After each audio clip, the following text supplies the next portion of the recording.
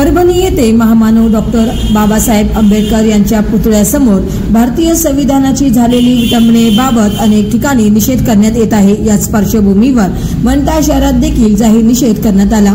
जालना जिल्ह्यातील मंठा येथे आंबेडकरी संघटनेच्या वतीने परभणी येथील घटनेच्या निषेधार्थ मोर्चा व कडकडीत बंद पाळण्यात आला। नायब तहसीलदार कल्याण काळदाते व मंठा पोलीस ठाण्याचे पोलीस निरीक्षक रवींद्र निकाजे यांना निवेदन देण्यात आले। निवेदनात आरोपीस फाशीची शिक्षा देण्याची मागणी करण्यात आली। यावेळी विविध समाज बांधवांची उपस्थिती होती। महाराष्ट्र वाहिनी न्यूज प्रतिनिधी गजानन माळकर, मंठा, जिल्हा जालना। 26 नोव्हेंबरला संविधान दिन म्हणून साजरा केला आणि परभणी येथील रेल्वे स्टेशन समोर डॉक्टर बाबासाहेब आंबेडकरांचा एक भव्य पुतळा आहे, पूर्णाकृती पुतळा आहे। त्या पुतळ्यासमोर एक संविधान दिनानिमित्त एक संविधानाची पूर्णाकृती एका पेटीमध्ये बंद करून ठेवली।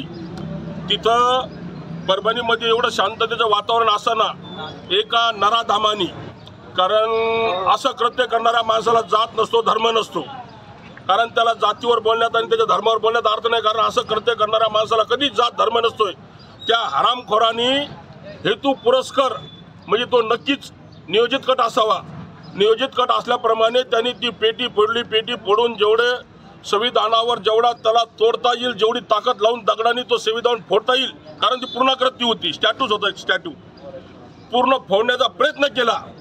त्यांनी जेवढा प्रयत्न केला तेवढे त्याला रट्टे पडले, ती गोष्ट वेगळी।